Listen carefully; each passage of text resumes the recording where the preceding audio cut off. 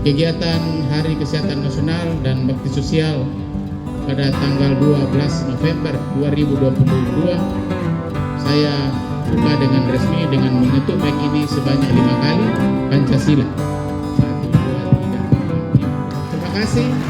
Tuhan memberkati kita semua.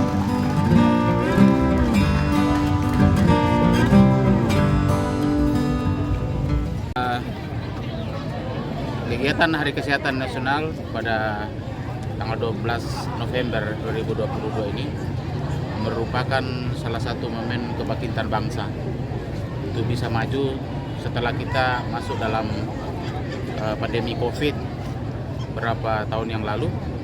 Dan ini merupakan momen yang sangat aspiratif untuk setiap masyarakat, terutama insan kesehatan, untuk senantiasa berbenah bagaimana bisa mengelola lingkungan, bagaimana bisa mengelola partisipasi masyarakat dan kesehatan, tentunya dalam meningkatkan derajat kesehatan di tengah-tengah masyarakat.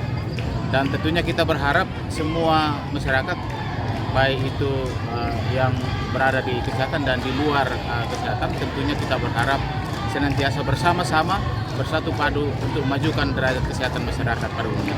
Terima kasih. Mungkin ada dari Bapak Kepala Dinas, saya persilakan.